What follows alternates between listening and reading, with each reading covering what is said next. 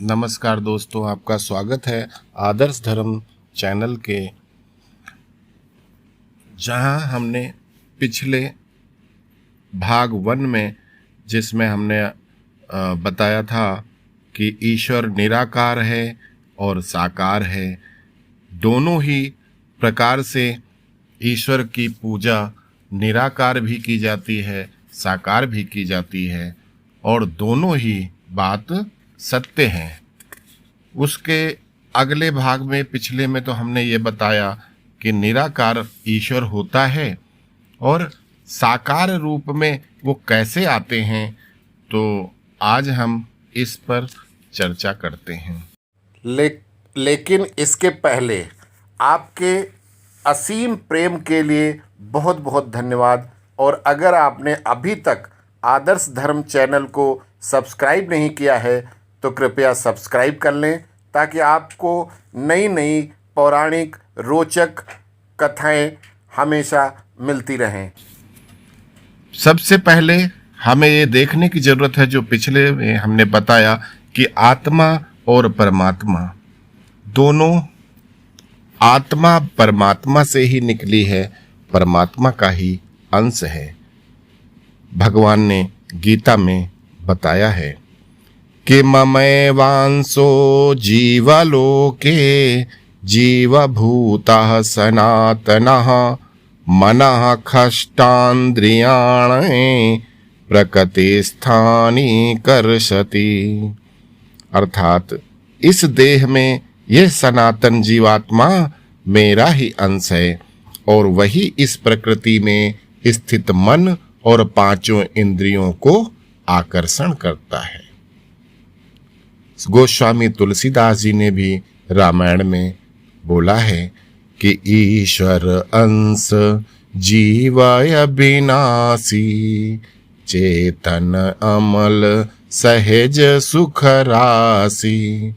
जिस प्रकार जीवात्मा के संबंध में विभिन्न आचार्यों के अपने अपने अलग अलग मत हैं, उसी प्रकार ईश्वर के संबंध में आचार्यों की अलग अलग मान्यताएं हैं। परंतु वास्तव में जो बात है उसको जब तक साधक परमात्मा का साक्षात्कार नहीं कर लेता तब तक समझ नहीं सकता। संसार में जितने भी शास्त्र अनुकूल मत मतांतर हैं, उन सभी का कथन युक्ति संगत शास्त्र सम्मत लगता है। वेदों और उपनिषदों में इस संबंध में अलग अलग मत प्रकट किए गए हैं। कोई भेद का प्रतिपादन करते हैं, कोई अभेद का। इसी प्रकार गीता में भी कहीं जीव ईश्वर को भिन्न बतलाया है और कहीं पे ईश्वर को का अंश बताया है। गीता के आप 15वें अध्याय का 7वां श्लोक और 18वें अध्याय का 61वां श्लोक एवं कहीं जीव ईश्वर की एकता का प्रतिपादन किया गया है। देखिए, गीता 13वें अध्याय का 30वां श्लोक और 18वें अध्याय का 20वां श्लोक। भगवान ने गीता में 2 निष्ठाएं बतलाई हैं। इन दोनों निष्ठाओं के अंतर्गत प्रायः सभी मत मतांतर आ जाते हैं। भगवान ने कहा है कि लोके अस्मिन् द्विविधा निष्ठा पूरा प्रोक्ता मया नघ ज्ञान योगेन सांख्यानाम कर्म योगेन योगिनाम। हे निष्पाप, इस लोक में 2 प्रकार की निष्ठा मेरे द्वारा पहले कही गई हैं। उनमें से सांख्य योगियों की निष्ठा तो ज्ञान योग से और योगियों की निष्ठा कर्म योग से होती है। अर्थात एक भेद और दूसरी अभेद की उपासना है। भेद उपासना को भक्ति मार्ग कहते हैं। इसमें जीव को उपासक और परमात्मा को उपास्य समझा जाता है। भेद उपासना में कई भेद हैं। भिन्न भिन्न प्रकार के साधक भगवान के श्री राम, श्री कृष्ण, श्री शिव, श्री विष्णु आदि विभिन्न स्वरूपों की उपासना करते हैं। ये सभी साधक अपने अपने उपास्य देव को पूर्ण ब्रह्म परमात्मा मानते हैं और परमात्मा के सब लक्षण उनमें समझते हैं तथा उनके द्वारा सृष्टि की उत्पत्ति, स्थिति और लय का होना भी मानते हैं। जिस प्रकार एक ही जल को नीर, अप, तोय, अम्बु, पानी, वाटर आदि विभिन्न नामों से पुकारते हैं, उसी प्रकार श्री राम, श्री कृष्ण, श्री विष्णु, श्री शिव, श्री दुर्गा, श्री गणेश, श्री सूर्य, श्री हरि, परमेश्वर, ओम, गॉड, खुदा, ये सब एक ही परमात्मा के वाचक हैं, वस्तुतः एक ही हैं। विभिन्न संप्रदाय के लोग भिन्न भिन्न नामों से उनकी उपासना करते हैं। इसी प्रकार विभिन्न उपासक उस परमात्मा के भिन्न भिन्न स्वरूपों की उपासना करते हैं।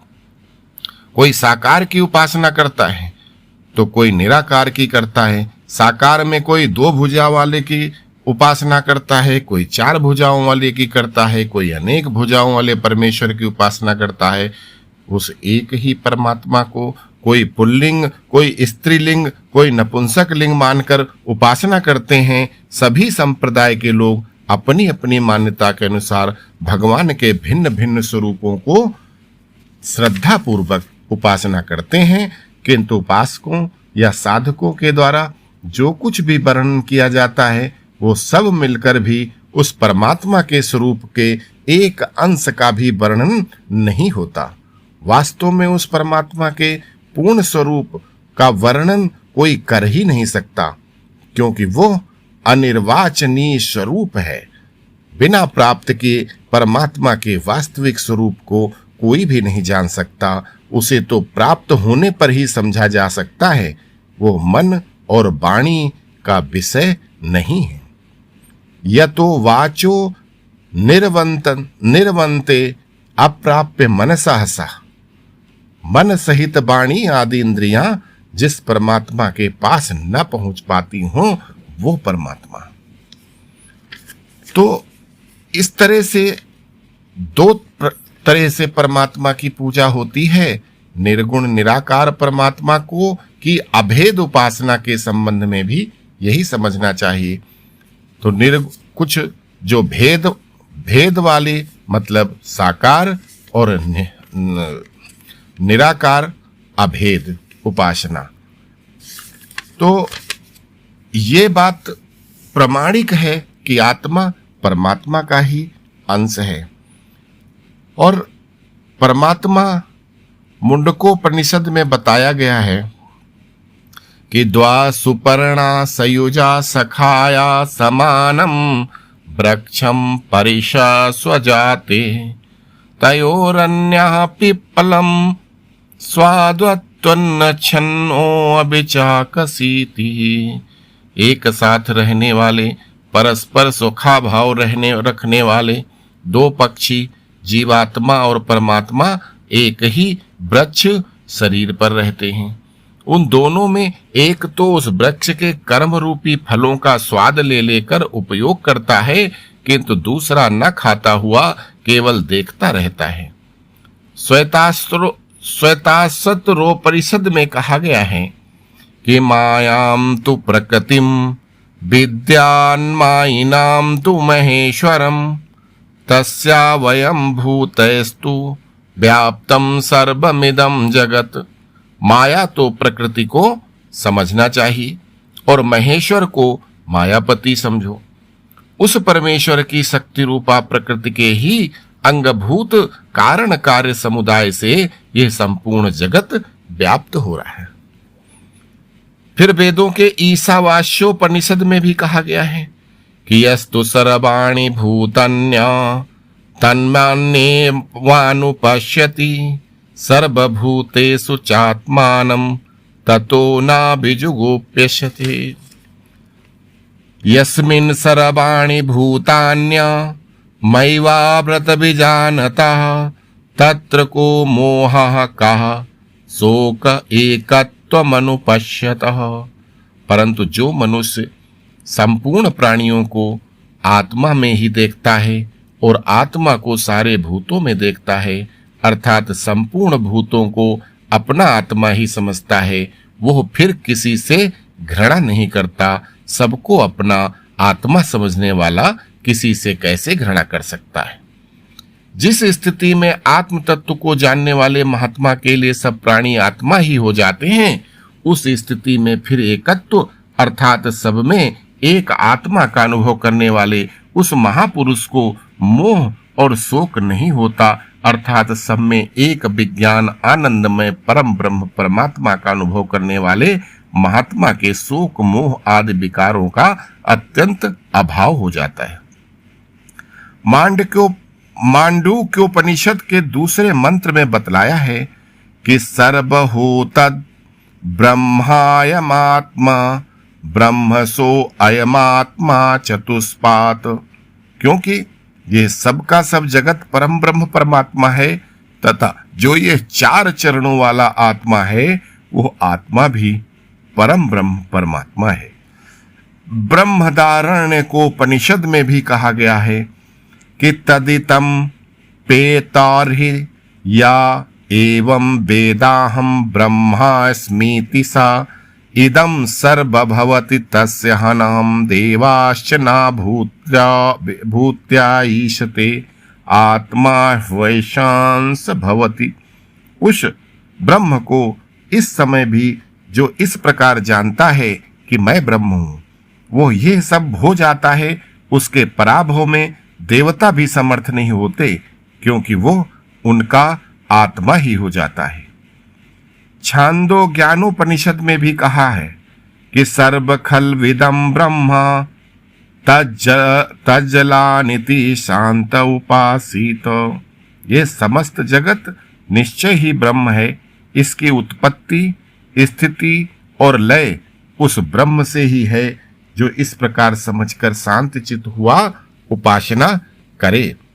इसके अलावा सदैव सौम्योदम ग्रा आसीदेकमेवाद्वितीयम्, हे सौम्य, आरंभ में ये एकमात्र अद्वितीय सत ब्रह्म ही था। अर्थात आत्मा और परमात्मा दोनों जब एक ही हैं, एक छोटे रूप में है, एक बड़े रूप में है, अर्थात परमात्मा से ही निकल करके सारी आत्माएं बाहर आईं, तो सब वही हुए। जो परमात्मा है वो आत्मा है। भक्त प्रहलाद ने ये कहा था कि भगवान राम जी, ईश्वर परमात्मा विष्णु जी, कोई भी नाम लो, ईश्वर के ही सारे नाम हैं और वो कण कण में निवास करते हैं। भक्त प्रहलाद ने कहा कि मुझ में राम, तुझ में राम, खंभ में राम, वन में राम, घर में राम, कण कण में राम, जहां देखो वहां राम, राम ही राम। अर्थात दुनिया की कोई भी चीज, छोटी से छोटी निर्जीव वस्तु है या जीवित प्राणी है या पेड़ पौधा है, कीड़ा है, पशु पक्षी है, जलचर है, थलचर है या नभचर है, सबके अंदर ईश्वर है। और ईश्वर की कितनी मात्रा है? किसी में कम है, शक्ति। ईश्वर का तात्पर्य यहां आप शक्ति से लगा सकते हैं कि किसके अंदर ईश्वर की कितनी शक्ति है। तो जिसके अंदर कम मात्रा में शक्ति है, उससे ज्यादा मात्रा वाली शक्ति वाला उससे बड़ा होता है। इसी तरह तो आज इतना ही। अगले अंक में ईश्वर के भेद क्या हैं ये बताएंगे। जय श्री राम।